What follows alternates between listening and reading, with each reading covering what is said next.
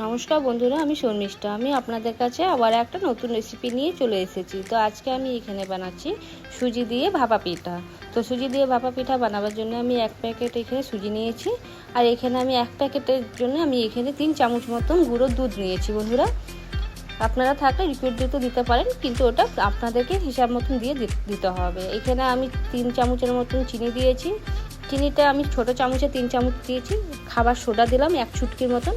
এবার কিন্তু আমি মিশ্রণটাকে ভালো করে মিলিয়ে নেব।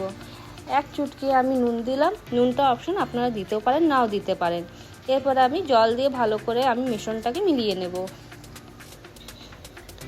সুজি, চিনি আর দুধটা ভালো করে মিলিয়ে নিতে হবে বন্ধুরা। অল্প অল্প জল দিয়ে আমি এখন মেলাবো। আর এই সুজির ভাপা পিঠাটা খেতে এত সুন্দর লাগে যে আপনারা যদি একবার বানাবেন তো বারবার বানাতে ইচ্ছা করবে। তো আমি এখানে কিন্তু আমি একটা গোটা নারকেলও নিয়েছি বন্ধুরা। দেখেন, নারকেলটা কিন্তু আমি কালো ভাবটা যে আছে পিছন দিকে সেটাও আমি ছুলে দিয়েছি। ছুলে পরিষ্কার করে ধুয়ে রেখেছি। এখন আমি ওটাকেও এখন খোয়া মতন বানিয়ে নেব। পুরটা দেওয়ার জন্য আমি এখানে কিন্তু নারকেলের পুরটা যে বানাবো গুড় দিয়ে বানাবো। চিনি দিয়ে আপনারা বানাতে পারেন, কিন্তু গুড় দিয়ে বানালে ভালো লাগে দেখতে জিনিসটা। তো দেখেন, আমার কিন্তু এখানে মিশ্রণটা বানানো হয়ে গেছে। আমি এখন এটাকে আধা ঘন্টার মতন রেখে দেব। এবার আমি এটাকে নারকেলটাকে বেটে নেব। তো বাটবো কী করে, পুড়বো না বন্ধুরা। এটা আমি মিক্সার বাটিতে আমি এখন এটাকে বেটে নেব।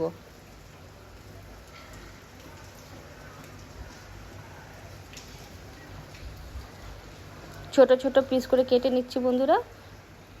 ভাপা পিঠা তো আমরা অনেক খেয়েছি, কিন্তু সুজি দিয়ে ভাপা পিঠা খেতে কিন্তু ভীষণ ভালো লাগে। দেখেন, আমি কিন্তু এটা এখানে বেটে নিয়েছি। এবার আমি কড়াই চাপিয়েছি। কড়াইয়ের মধ্যে আমি এখন নারকেলটা দিয়ে দিলাম। নারকেলের সাথে সাথে এখন আমি গুড়টাও দিয়ে দেবো। দিয়ে ভালো করে এখন আমি নাড়িয়ে চাড়িয়ে ঢাকা দিয়ে আস্তে আস্তে করে এখন বানাবো। আগুনটা একদম সিমে করে রেখেছি আর ঢাকা দিয়ে দিয়েছি। ঢাকা দিলে গুড়টা কিন্তু তাড়াতাড়ি গলেও যায়, আর আমার এখানে নারকেলের পুরটাও হয়ে যাবে। আপনারা নারকেলের পুর ছাড়া খোয়া দিয়েও বানাতে পারেন বন্ধুরা। দেখেন, নারকেলের পুরটা কিন্তু আমার হয়ে গেছে। আমি বারবার কিন্তু খুলে খুলে আমি নাড়িয়েছি, কেননা নিচে লেগে যেতে পারে, এই জন্যে। আমার কিন্তু পুরটা হয়ে গেছে বন্ধুরা।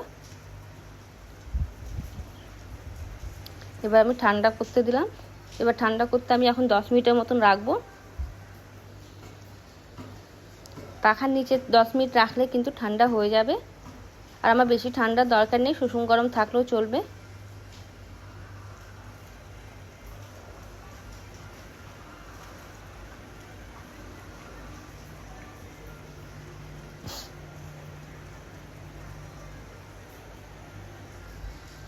দেখেন, এখন আমার কিন্তু এটা এখন একটু গাঢ় টাইপের হয়ে আছে, তার জন্য আমি আর একটু জলটা দিয়ে মিশ্রণটাকে ভালো করে গুলে নেব।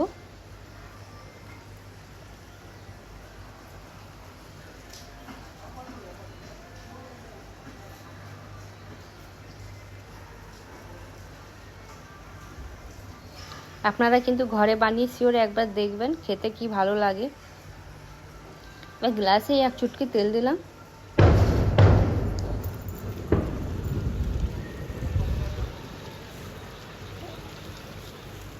দেখেন, গ্লাসে কিন্তু তেলটা আমি ভালো করে মিলিয়ে নিচ্ছি, লাগিয়ে নিচ্ছি।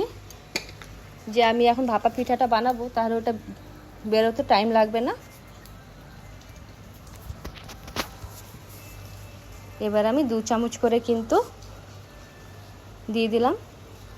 বেশি বানালে কিন্তু বন্ধুরা আপনারা 4 চামচ করে দিবেন, তাহলে গিলাস মতন লম্বা লম্বা হবে আর ভীষণ ভালো লাগবে দেখতে। আমি কিন্তু অল্প বানিয়েছি বলে আমি অল্প অল্প করেই দিচ্ছি। দেখেন, এখন আমি নারকেলের পুরটা দিয়ে দিলাম।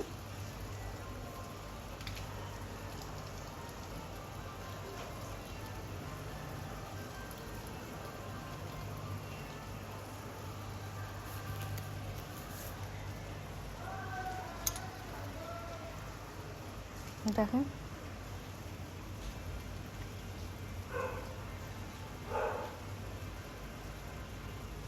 এরপর আমি গামলাতে জল চাপিয়েছি বন্ধুরা। আর জলের মধ্যে আমি এখন গ্লাস 3টেকে বসিয়ে দিলাম। এবার আমি কিন্তু এটাকে ঢাকা দিয়ে দেব। 10 মিনিটের মতন ঢাকা দেব বন্ধুরা। এখন ওটা ভাপা হচ্ছে ততক্ষণ আমি এখন বাটিতে করে নিচ্ছি। বাটিতে আমি তেমনি করে তেল লাগিয়ে নিয়েছি। তেল লাগিয়ে আমি একবার করে দিচ্ছি, কেন আমার এখানে মিশ্রণটা বাটারটাও কিন্তু খুবই কম আছে। আর এবার আমি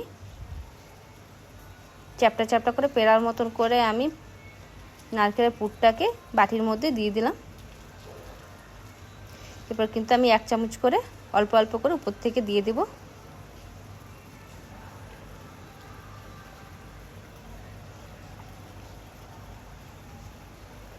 খেতে কিন্তু ভীষণ ভালো লাগে বন্ধুরা, আপনারা ঘরে একবার ট্রাই করবেন, খুবই ভালো লাগে খেতে। দেখেন এখানে কিন্তু আমার ভাপা পিঠাটা হয়ে গেছে।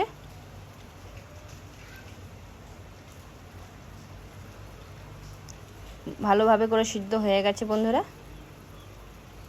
এরপরে আমি নেটওয়ালা যে থালাটা হয় ফুটো ফুটো, ওইটাই দিয়ে দিলাম গামলার উপরে। আর এই বাটিগুলোকে 3টে রেখে দিলাম।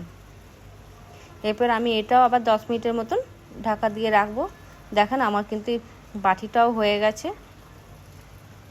এরপর আমি ঠান্ডা করতে আমি 10 মিনিটের মতন ঠান্ডা হতে দিলাম। দেখেন এখন আমি এক এক করে সব ভাপা পিঠাগুলোকে বের করছি। দেখেন কত সুন্দর হয়েছে ভাপা পিঠাটা, আর খেতেও তেমন সুন্দর হয়েছে বন্ধুরা।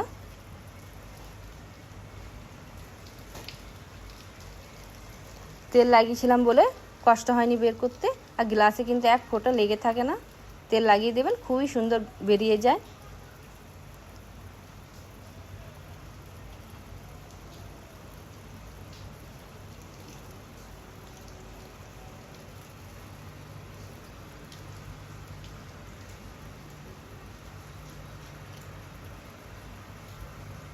আমি বাটি থেকেও বের করে দেখাচ্ছি আপনাদেরকে।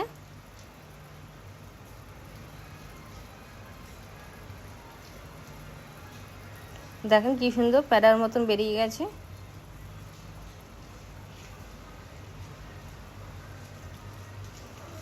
আর খেতেও ভীষণ ভালো লাগে।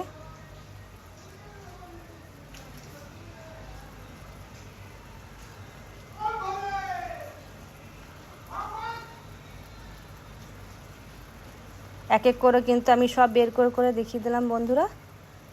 দেখেন খুবই ভালো লাগছে দেখতে, খেতেও তেমন ভালো লাগবে। আমি কিন্তু কেটেও দেখাচ্ছি আপনাদেরকে।